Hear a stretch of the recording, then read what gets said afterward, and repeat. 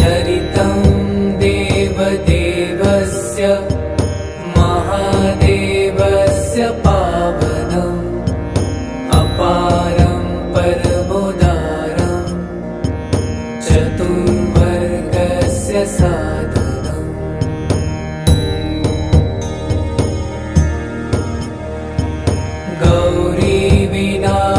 गौरीविनायकोपेतं पञ्चवक्त्रं त्रिनेत्रकं शिवं ध्यात्वा दशभुजं शिवरक्षां पठेत् नरः।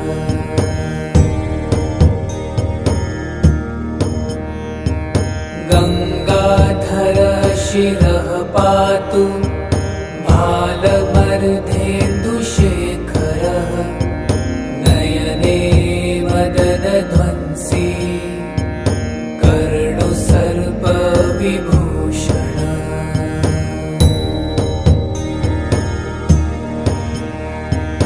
घ्राणं पातु पुरारातिर्मुखं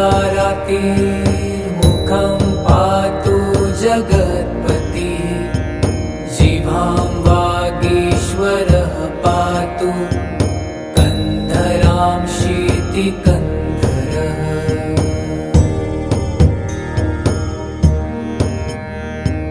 श्रीकण्ठः पातु मे कण्ठं स्कन्धो विश्वधुरन्धरः भुजौ भूभारसंहर्ता करौ पातु पिनाकधृक्।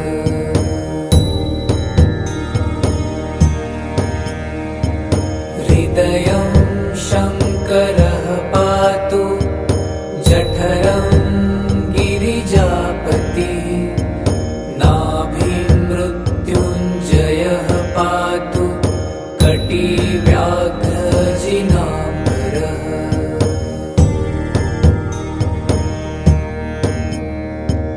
सख्धिनी पातु दीनार्त शरणागतवत्सलः गुरुमहेश्वरः पातु जानुनी जगदीश्वरः।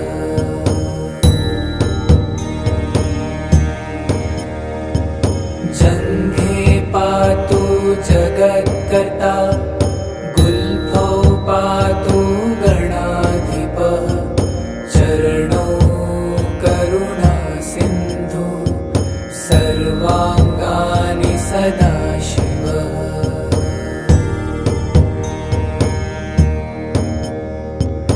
एतां शिवबलोपेतां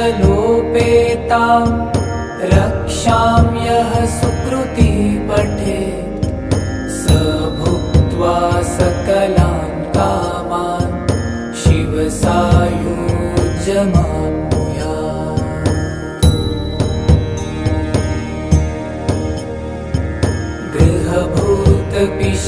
गृहभूतपिशाचाश्चाद्या स्त्रैलोक्ये विचरन्ति ये दूरात् आशु पलायन्ते शिवनामाभिरक्षणात्।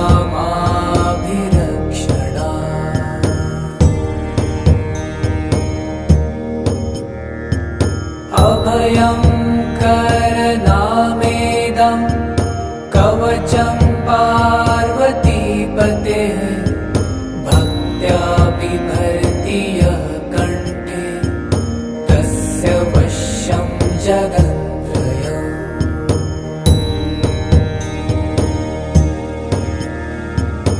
इमां नारायणः स्वप्ने शिवरक्षां यथा दिशत् प्रातरुत्थाय योगीन्द्रो याज्ञवल्क्यस्तथा लिखत्।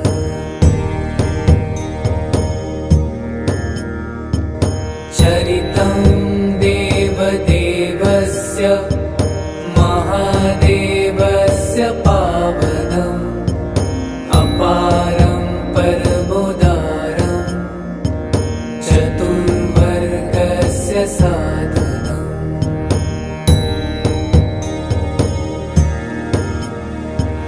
गौरीविनायकोपेतं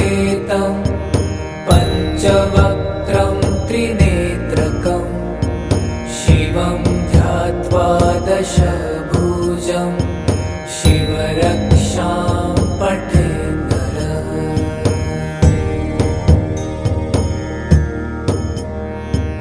गङ्गाधर शिरः पातु भालमर्धेन्दुशेखरः।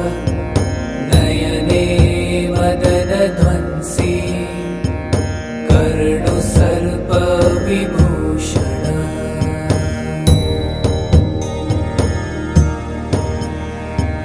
घ्राणं पातु पुरारातिर्मुखं पातु जगत्पतिः। जिह्वां वागीश्वरः पातु कन्धरां शीतिकन्धरः।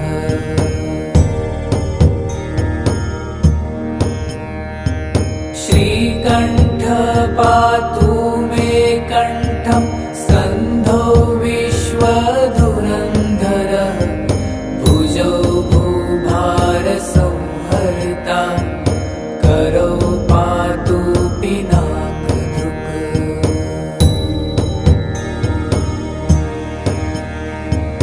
हृदयं शङ्करः पातु जठरं गिरिजापतिः।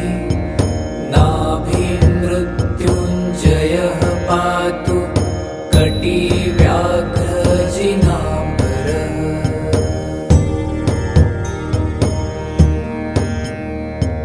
सखिनी पातु दीनार्त शरणागतवत्सलः।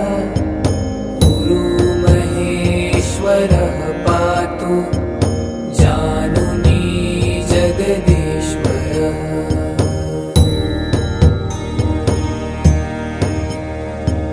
जङ्घे पातु जगत्कर्ता गुल्फौ पातु गणाधिपः। चरणौ करुणासिन्धु सर्वाङ्गानि सदाशिवः।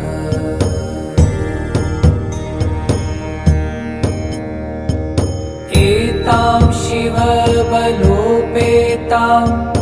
रक्षां यः सुकृती पठेत् स भुक्त्वा सकलान् कामान् शिवसायुज्यमाप्नुयात्।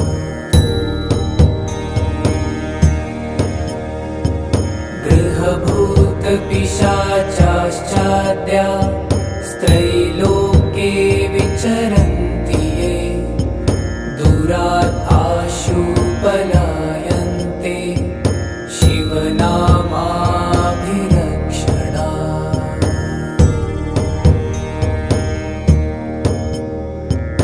अभयं करनामेदं कवचं पार्वतीपतेः। भक्त्या बिभर्ति यः कण्ठे तस्य वश्यं जगन्त्रयम्।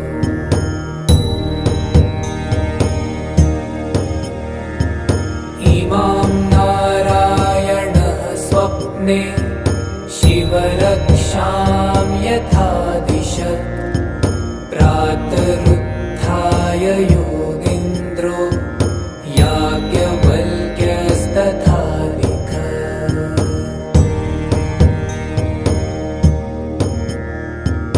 चरितं देवदेवस्य महादेवस्य पावनम्।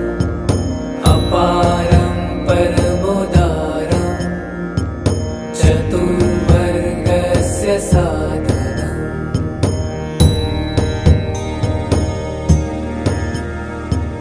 गौरीविनायकोपेतं पञ्चवक्त्रं त्रिनेत्रकं। शिवं ध्यात्वा दशभुजं शिवरक्षां पठे नरः।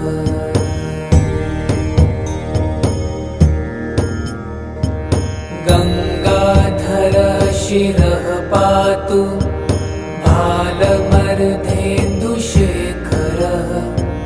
नयने मदनध्वंसी कर्ण विभूषण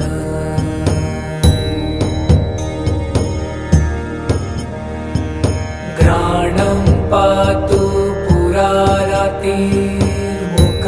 पातु जगत्पति जिह्वां वागीश्वरः पातु कन्धरां शीतिकन्धरः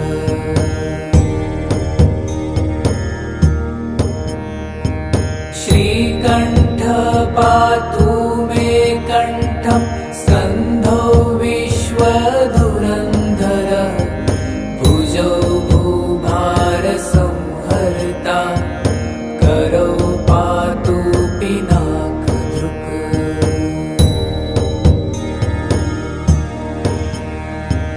हृदयं शङ्करः पातु जठरं गिरिजापति नाभिं मृत्युञ्जयः पातु कटिव्याघ्रजिनाम्बरः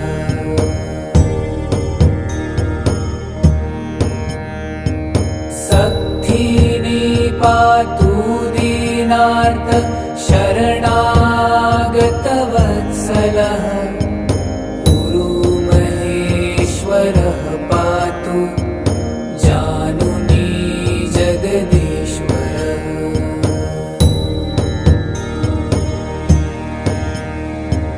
जङ्घे पातु जगत्कर्ता गुल्फौ पातु गणाधिपः चरणौ करुणासिन्धु सर्वाङ्गानि सदाशिवः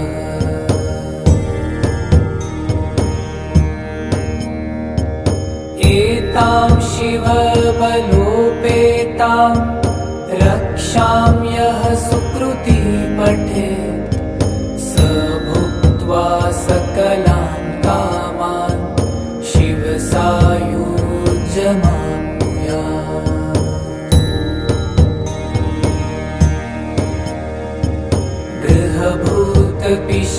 गृहभूतपिशाचाश्चाद्या स्त्रैलोके विचरन्ति ये दूरात् आशु पलायन्ते शिवनामाभिरक्षणात्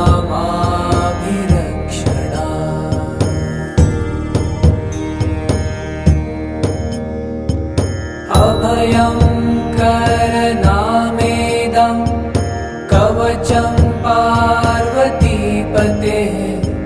भक्त्या बिभर्ति यः कण्ठे तस्य वश्यं जगन्त्रयम्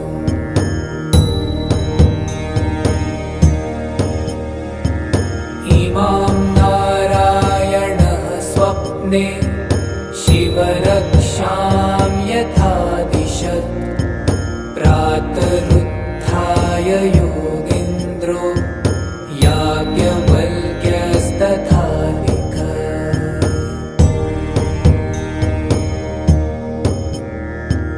चरितं देवदेवस्य महादेवस्य पावनम् अपारं परमोदारं चतुर्वर्गस्य साधनम्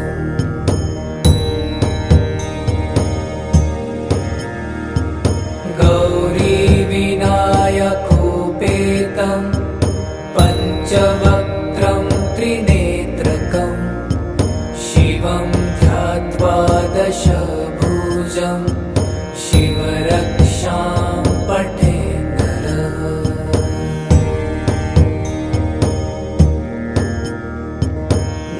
गङ्गाधरः शिरः पातु भालमर्धेन्दुशेखरः नयने मदनध्वंसी कर्णुसर्पविभूषण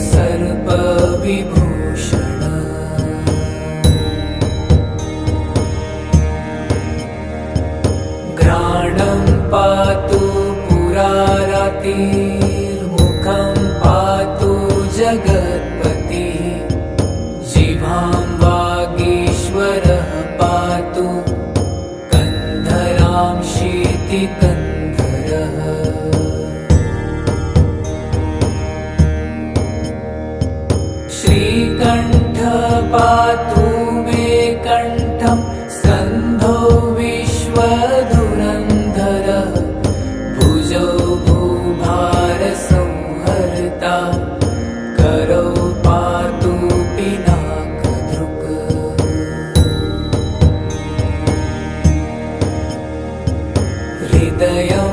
शङ्करः पातु जठरं गिरिजापतिः नाभिमृत्युञ्जयः पातु कटिव्याघ्रजिनाम्बरः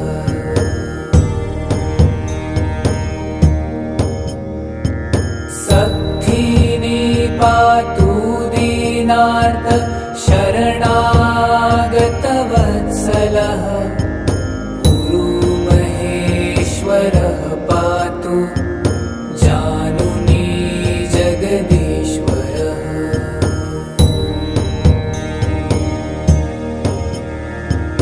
जङ्घे पातु जगत्कर्ता गुल्फो पातु गणाधिपः चरणौ करुणासिन्धु सर्वाङ्गानि सदाशिवः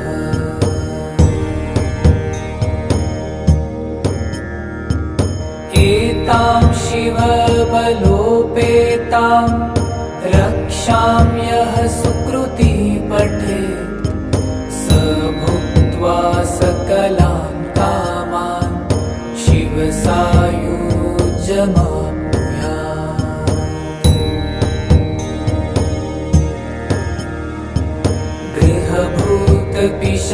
गृहभूतपिशाचाश्चाद्या स्त्रैलोक्ये विचरन्ति ये दूरात् आशु पलायन्ते शिवनामाभिरक्षणात्।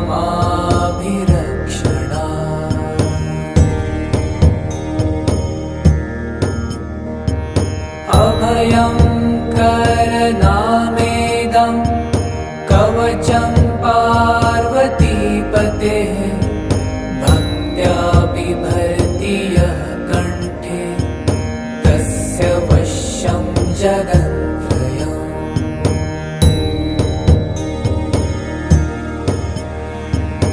इमां नारायणः स्वप्ने शिवरक्षां यथा दिशत् प्रातरुत्थाय योगीन्द्रो याज्ञवल्क्यस्तथा लिखत्।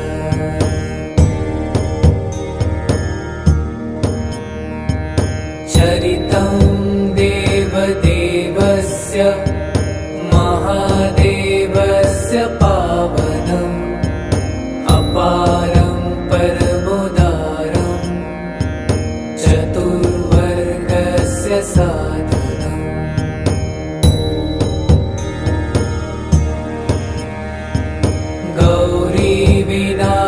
गौरीविनायकोपेतं पञ्चवक्त्रं त्रिनेत्रकं शिवं ध्यात्वा दशभुजं शिवरक्षां पठेत् नरः।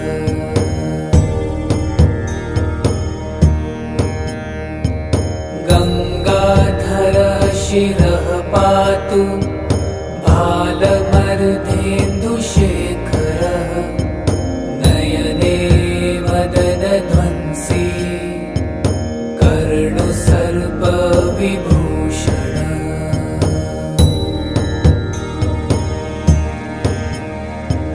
घ्राणं पातु पुरारातिर्मुखं पातु जगत्पतिः जिह्वां वागीश्वरः पातु कन्धरां शीतिकन्धरः।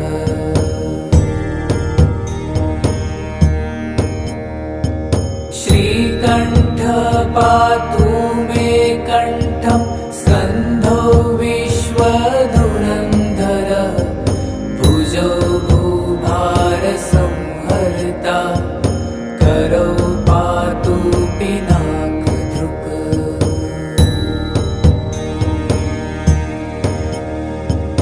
हृदयं शङ्करः पातु जठरं गिरिजापतिः नाभिमृत्युञ्जयः पातु कटिव्याघ्रजिनाम्बरः।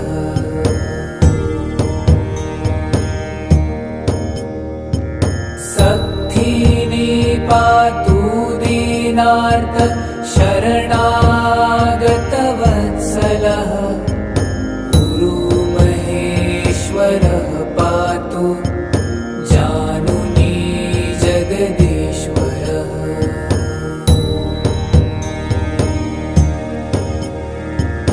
जङ्घे पातु जगत्कर्ता गुल्फौ पातु गणाधिपः चरणौ करुणा सिन्धु सर्वाङ्गानि सदाशिवः।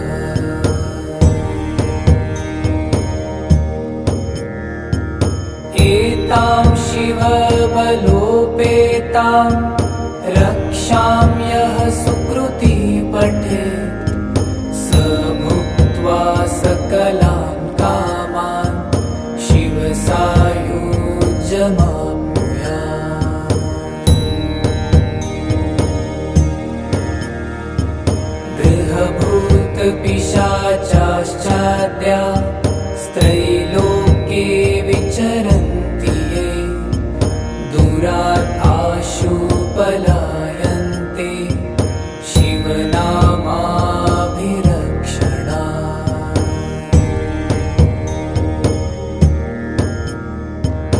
अभयं करनामेदं कवचं पार्वतीपतेः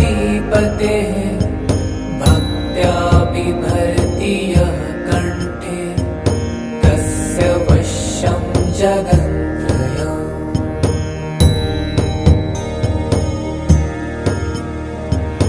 इमां नारायणः स्वप्ने शिवरक्षां यथा दिशत् प्रातरुत्थाय योगीन्द्रो याज्ञवल्क्यस्तथा लिखत्।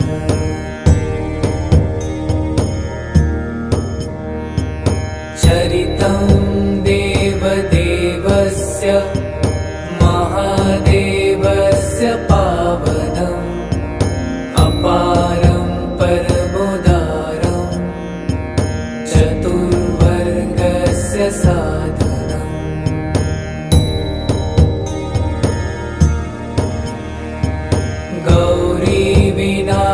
गौरीविनायकोपेतं पञ्चवक्त्रं त्रिनेत्रकं शिवं ध्यात्वा दशभुजं शिवरक्षां पठेत् नरः।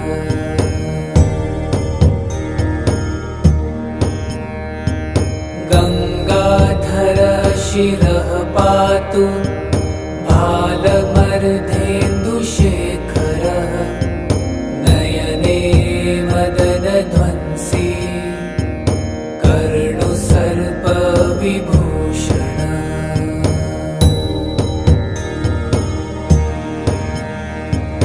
घ्राणं पातु पुरारातिर्मुखं पातु जगत्पतिः जिह्वां वागीश्वरः पातु कन्धरां शीतिकन्धरः।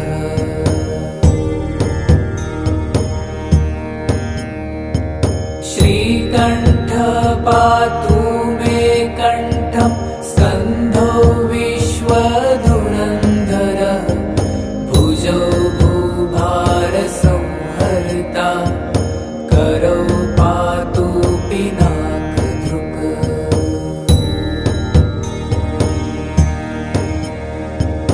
हृदयं शङ्करः पातु जठरं गिरिजापतिः नाभिं मृत्युञ्जयः पातु कटिव्याघ्रजिनाम्बरः।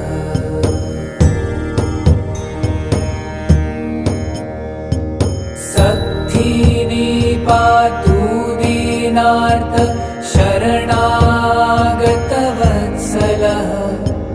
गुरुमहेश्वरः पातु जानुनी जगदीश्वरः।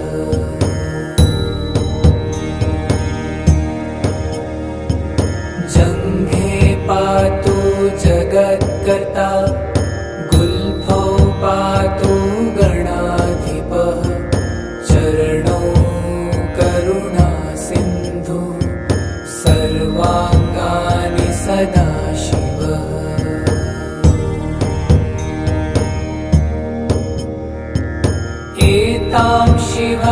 देवलोपेतां रक्षां यः सुकृती पठेत् स भुक्त्वा सकलां कामान् शिवसायुज्यमाप्नुयात्। गृहभूतपिशाचाश्चाद्या स्त्रैलोके विचरन्ति ये दूरात् आशु पलायन्ते शिवनामाभिरक्षणात्।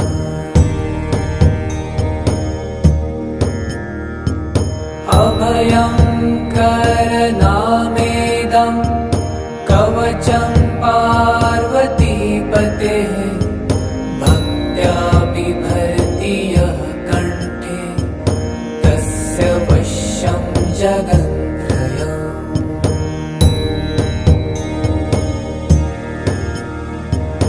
इमां नारायणः स्वप्ने शिवरक्षां यथा दिशत् प्रातरुत्थाय योगीन्द्रो याज्ञवल्क्यस्तथा लिखत्।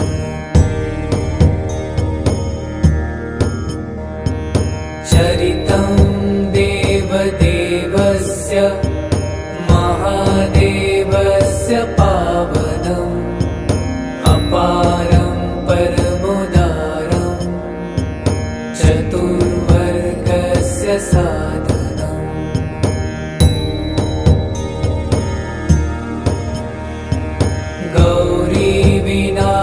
गौरीविनायकोपेतं पञ्चवक्त्रं त्रिनेत्रकम् शिवं ध्यात्वा दशभुजं शिवरक्षां पठेत् नरः।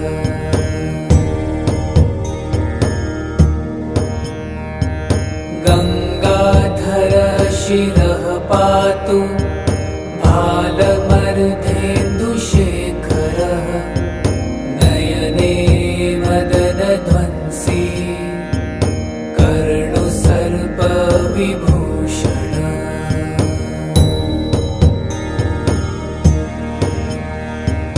घ्राणं पातु पुरारातिर्मुखं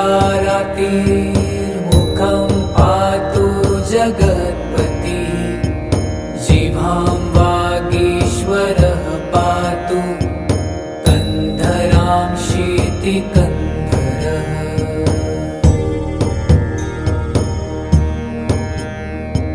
श्रीकण्ठः पातु मे कण्ठं स्कन्धो विश्वधुरन्धरः भुजौ भूभारसंहर्ता करौ पातु पिनाकधृक्।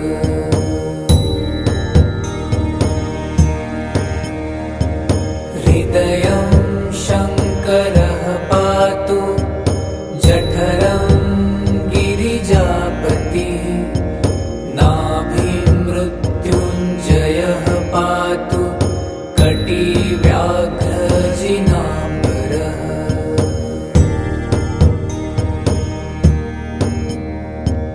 सत्थिनी पातु दीनार्थ शरणागतवत्सलः गुरुमहेश्वरः पातु जानुनी जगदीश्वरः।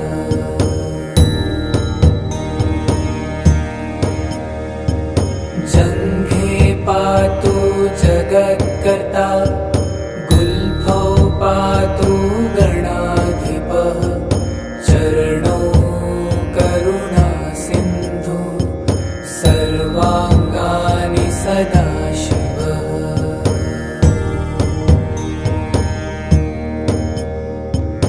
एतां शिवबलोपेतां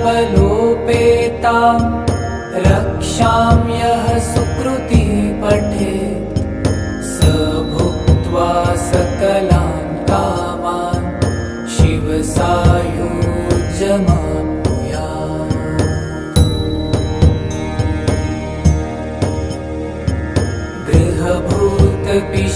गृहभूतपिशाचाश्चाद्या स्त्रैलोके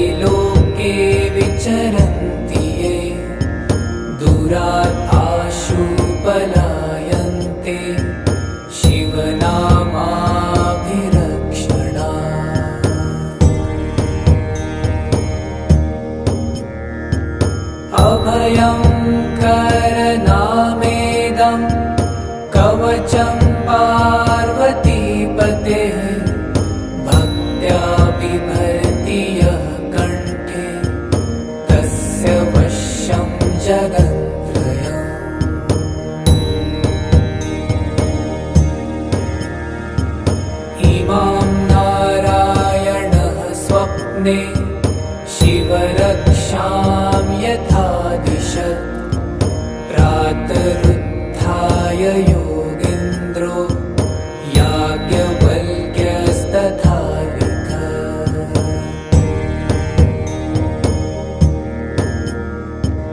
चरितं देवदेवस्य महादेवस्य पावनम् अपारं परमोदारं चतुर्वर्गस्य साधनम्।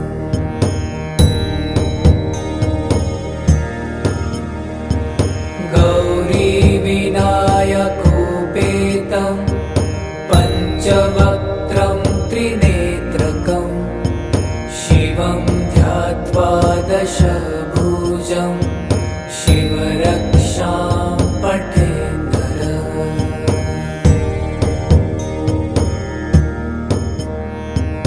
गङ्गाधरः शिरः पातु भालमर्धेन्दुशेखरः नयने मदनध्वंसी कर्णुसर्पविभूषण।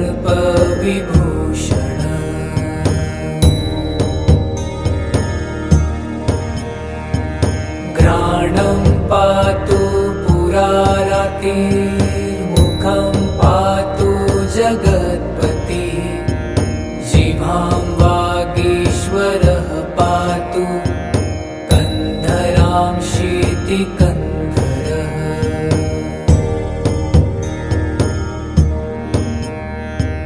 श्रीकण्ठः पातु मे कण्ठं स्कन्धो विश्वधुरन्धरः भुजौ भूभारसंहर्ता करौ पातु पिनाकधृक्।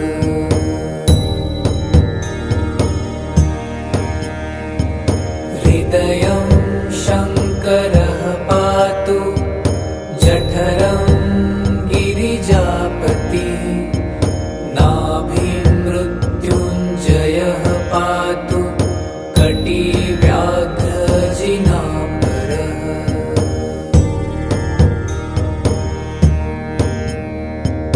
सखिनी पातु दीनार्त शरणागतवत्सलः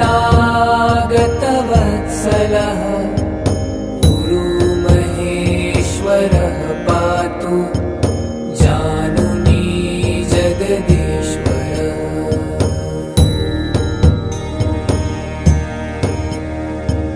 जङ्घे पातु जगत्कर्ता गुल्फौ पातु गणाधिपः चरणौ करुणासिन्धु सर्वाङ्गानि सदाशिवः।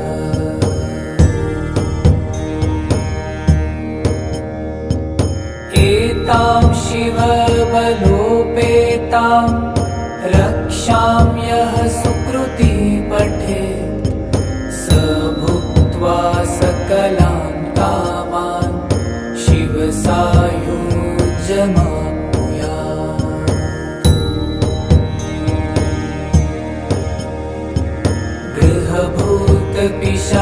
गृहभूतपिशाचाश्चाद्या स्त्रैलोक्ये विचरन्ति ये दूरात् आशु पलायन्ते शिवनामाभिरक्षणात्।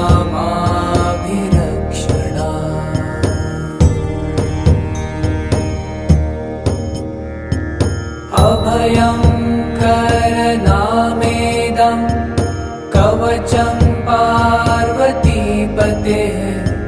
भक्त्या बिभर्ति यः कण्ठे तस्य वश्यं जगन्त्रयम्।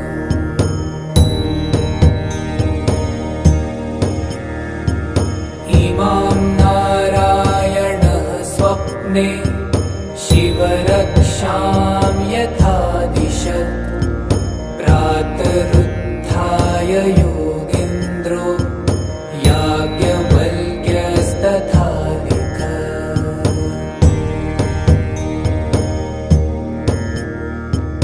चरितं देवदेवस्य महादेव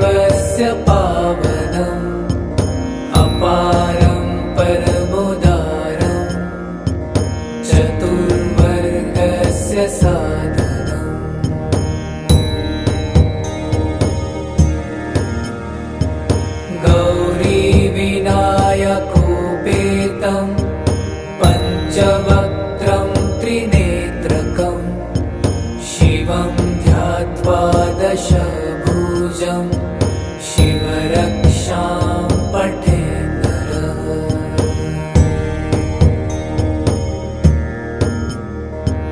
गङ्गाधर शिरः पातु भालमर्धेन्दुशेखरः, नयने मदनध्वंसी कर्णुसर्पविभूषण।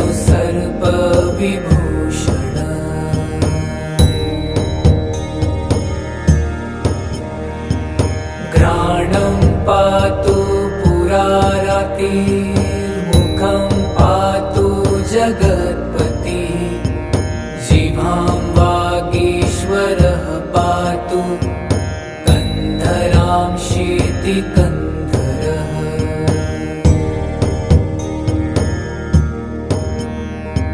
श्रीकण्ठ पातु मे कण्ठं स्कन्धो विश्वधुरन्धरः, भुजौ भूभारसंहर्ता करौ पातु पिनाकधृक्।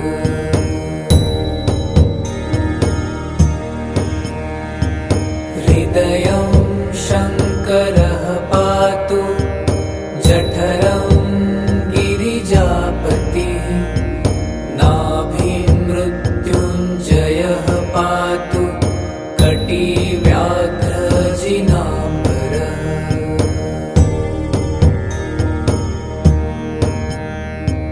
सक्थिनी पातु दीनार्थ शरणागतवत्सलः, गुरुमहेश्वरः पातु जानुनी जगदीश्वरः।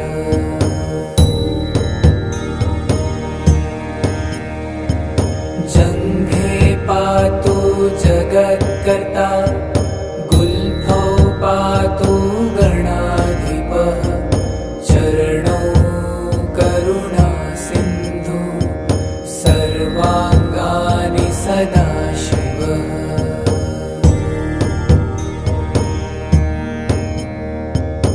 एतां शिवबलोपेतां रक्षां यः सुकृती पठेत्, स भुक्त्वा सकलां कामान् शिवसायुज्यमाप्नुयात्।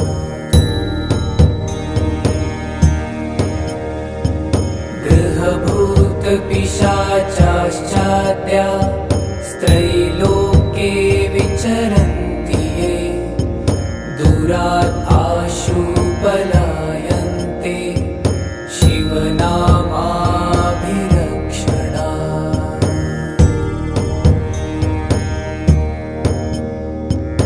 अभयं करनामेदं कवचं पार्वतीपतेः, भक्त्या बिभर्ति यः कण्ठे तस्य वश्यं जगन्त्रयम्।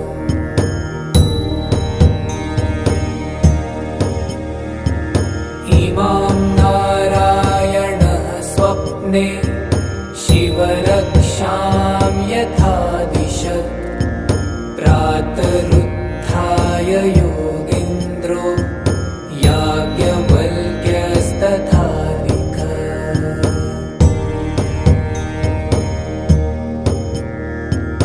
चरितं देवदेवस्य महादेवस्य पावनम्, अपारं परमोदारं चतुर्वर्गस्य साधनम्।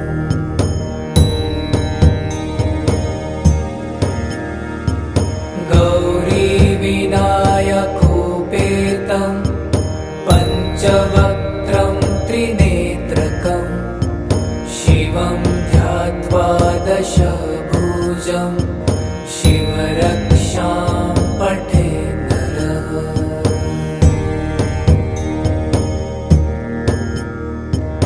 गङ्गाधर शिरः पातु भालमर्धेन्दुशेखरः, नयने मदनध्वंसी विभूषण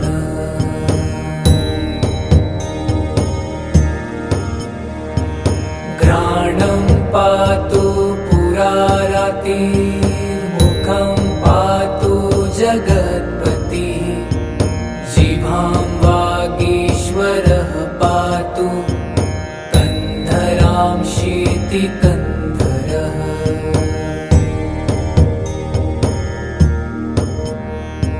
श्रीकण्ठ पातु मे कण्ठं स्कन्धो विश्वधुरन्धरः भुजौ भूभारसंहर्ता करौ पातु पिनाकधृक्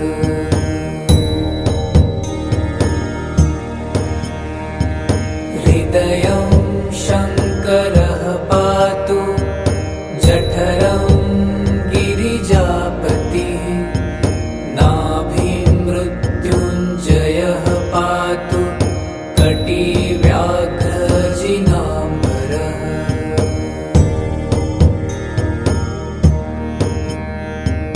सद्धिनी पातु दीनार्त शरणागतवत्सलः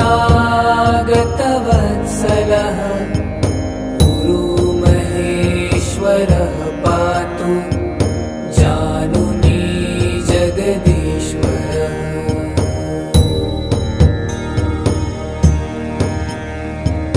जङ्घे पातु जगत्कर्ता गुल्फौ पातु गणाधिपः चरणौ करुणासिन्धु सर्वाङ्गानि सदाशिवः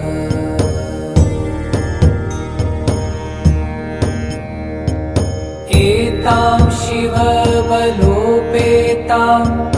रक्षां यः सुकृती पठेत् स भुक्त्वा सकलां कामान् शिवसायुज्यमाप्नुयात्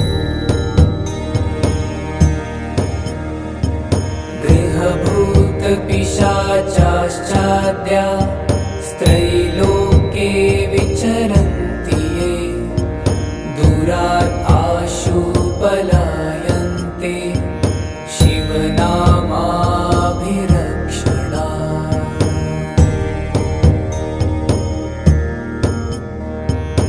अभयं करनामेदं कवचं पार्वतीपतेः भक्त्या बिभर्ति यः कण्ठे तस्य वश्यं जगन्त्रयम्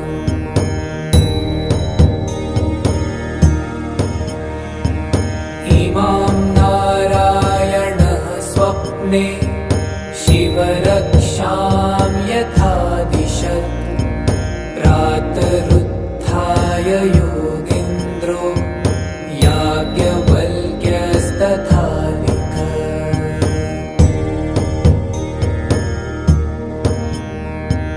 चरितं देवदेवस्य महादेवस्य पावनम् अपारं परमोदारं चतुर्वर्गस्य साधनम्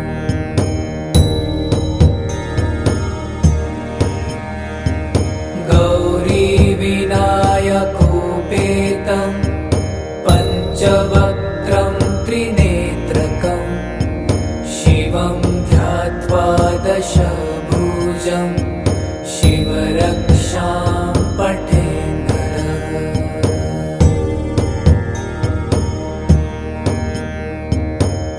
गङ्गाधरः शिरः पातु भालमर्धेन्दुशेखरः नयने मदनध्वंसी कर्णुसर्पविभूषण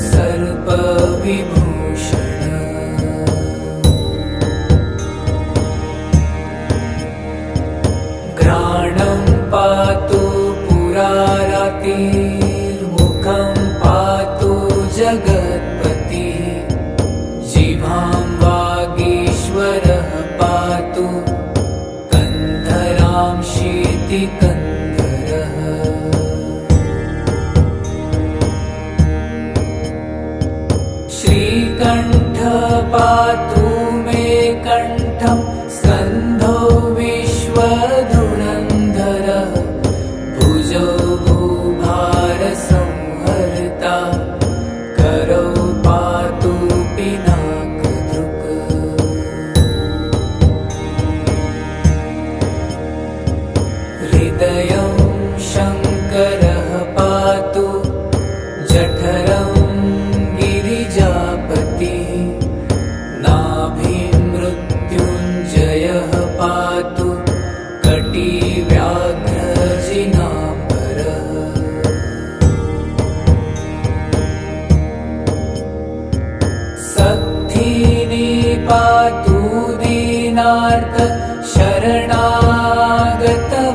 जगद्वत्सलः गुरुमहेश्वरः पातु जानुनी जगदीश्वरः।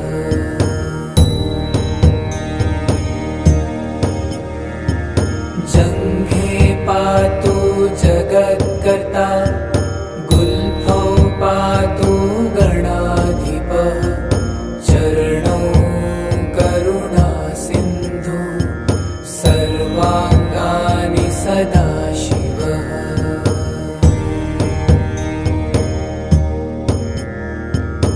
एतां शिवबलोपेतां रक्षां यः सुकृती पठेत् स भुक्त्वा सकलान् कामान् शिवसायुज्यमाप्नुयात्।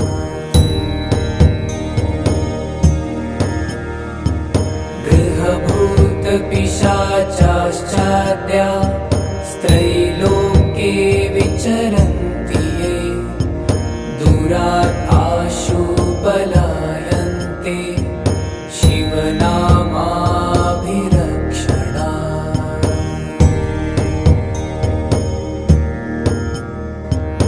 अभयं करनामेदं कवचं पार्वतीपतेः भक्त्या बिभर्ति यः कण्ठे तस्य वश्यं जगत्त्रयम्।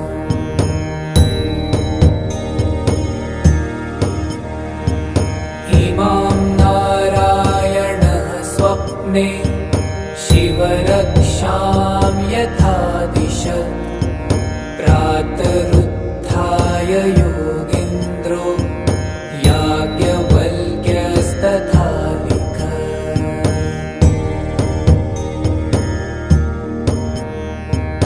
चरितं देवदेवस्य महादेवस्य पावनम् अपारं परमोदारं चतुर्वर्गस्य साधनम्।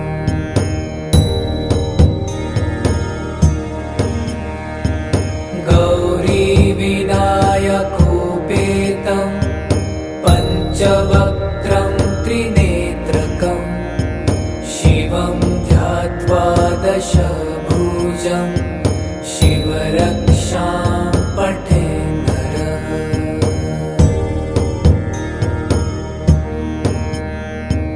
गङ्गाधरः शिरः पातु भालमर्धेन्दुशेखरः नयने मदनध्वंसी कर्णुसर्पविभूषणः।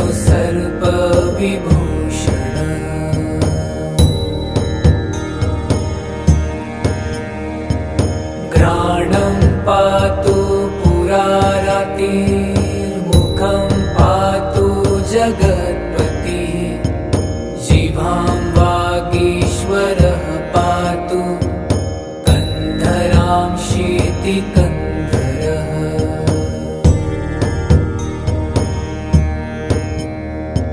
श्रीकण्ठः पातु मे कण्ठं स्कन्धो विश्वधुरन्धरः भुजौ भूभारसंहर्ता करौ पातु पिनाकधृक्।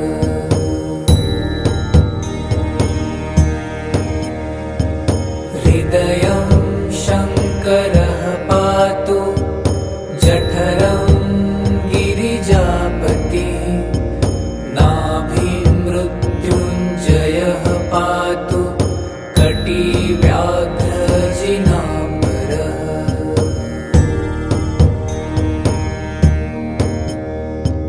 सत्थिनी पातु दीनार्थ शरणागतवत्सलः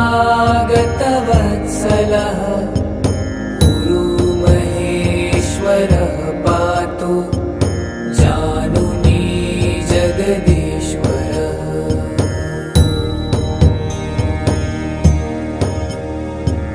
जङ्घे पातु जगत्कर्ता गुल्फौ पातु गणाधिपः चरणौ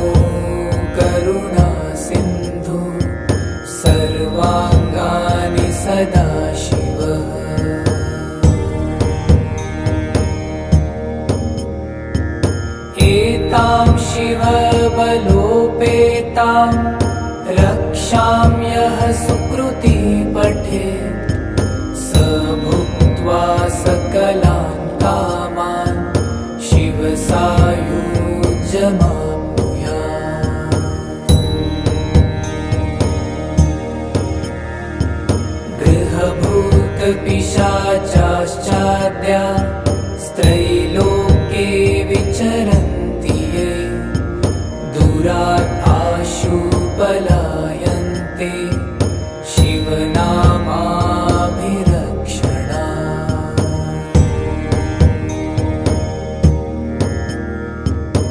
अभयं करनामेदं कवचं पार्वतीपतेः भक्त्या बिभर्ति यः कण्ठे तस्य वश्यं जगन्त्रयम्।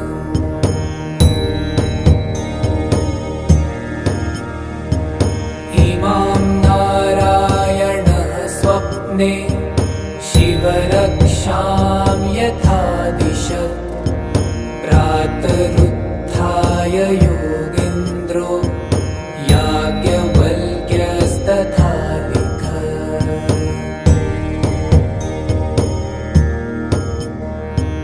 चरितं देवदेवस्य महादेवस्य पावनम् अपारं परमुदारं चतुर्वर्गस्य साधनम्।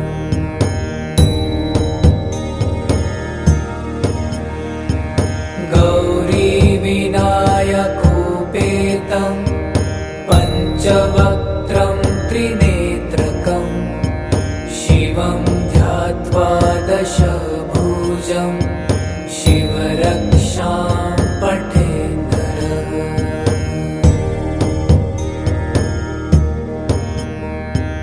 गङ्गाधरः शिरः पातु भालमर्धेन्दुशेखरः नयने मदनध्वंसी कर्णुसर्पविभूषणः।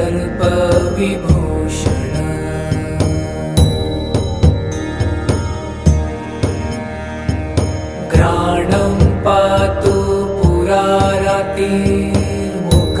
पातु जगत्पतिः जिह्वां वागीश्वरः पातु कन्धरां शीतिकन्धरः।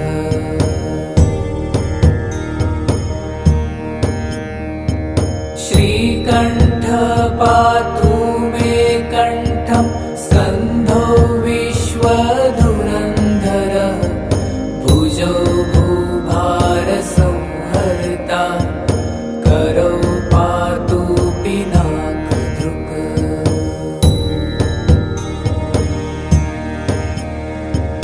हृदयं शङ्करः पातु जठरं गिरिजापतिः नाभिं मृत्युञ्जयः पातु कटिव्याघ्रजिनाम्बरः।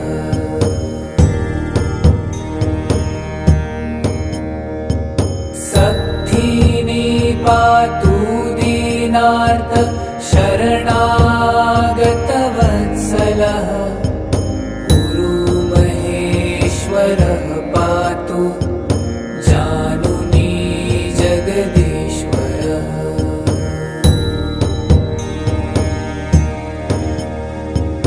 जङ्घे पातु जगत्कर्ता गुल्फो पातु गणाधिपः चरणौ करुणासिन्धु सर्वाङ्गानि सदाशिवः।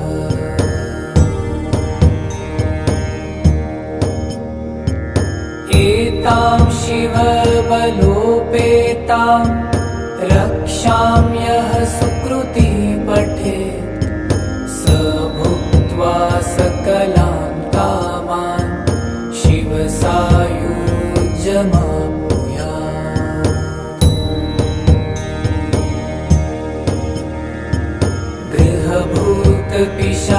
गृहभूतपिशाचाश्चाद्या स्त्रैलोक्ये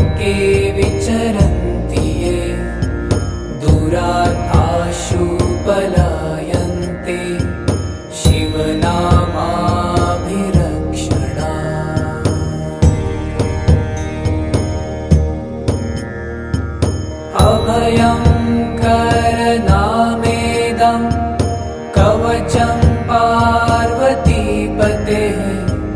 भक्त्या बिभर्ति यः कण्ठे तस्य वश्यं जगन्त्रयम्।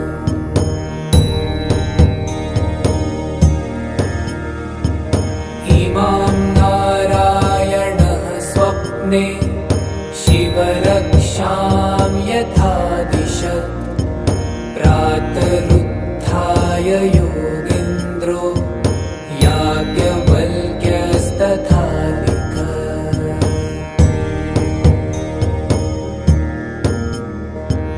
चरितं देवदेवस्य महादेवस्य पावनम् अपारं परमोदारं चतुर्वर्गस्य साधनम्।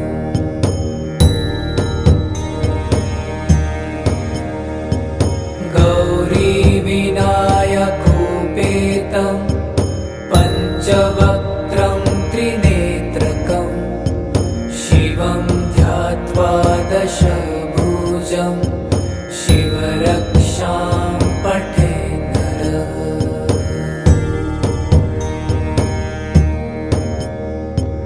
गङ्गाधरः शिरः पातु भालमर्धेन्दुशेखरः नयने मदनध्वंसी कर्णुसर्पविभूषणः।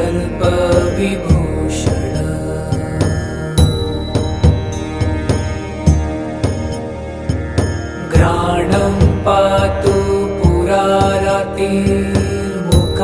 पातु जगत्पतिः जिह्वां वागीश्वरः पातु कन्धरां शीतिकन्धरः।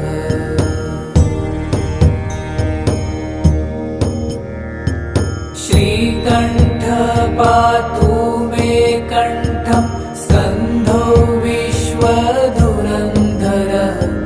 भुजौ भूभारसंहर्ता करौ पातु पिनाकधृक्।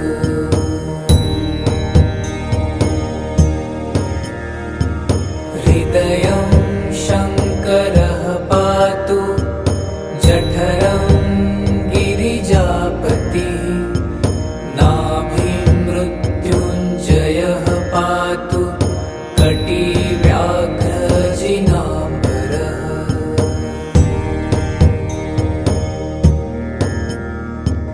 सत्थिनी पातु दीनार्त शरणागतवत्सलः गुरुमहेश्वरः पातु जानुनी जगदीश्वरः।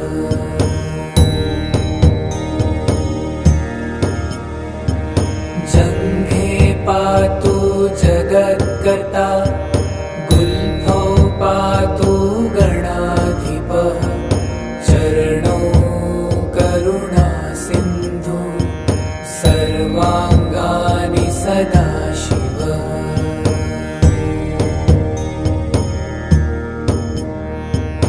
एतां शिवबलोपेतां रक्षां यः सुकृती पठेत् स भुक्त्वा सकलान् कामान् शिवसायुज्यमाप्नुयात्।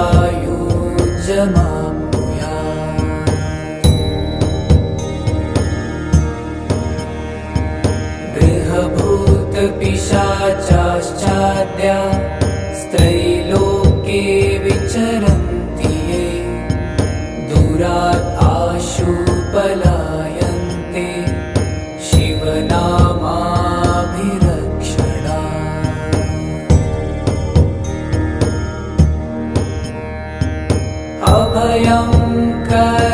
अभयङ्करनामेदं कवचं पार्वतीपतेः भक्त्या बिभर्ति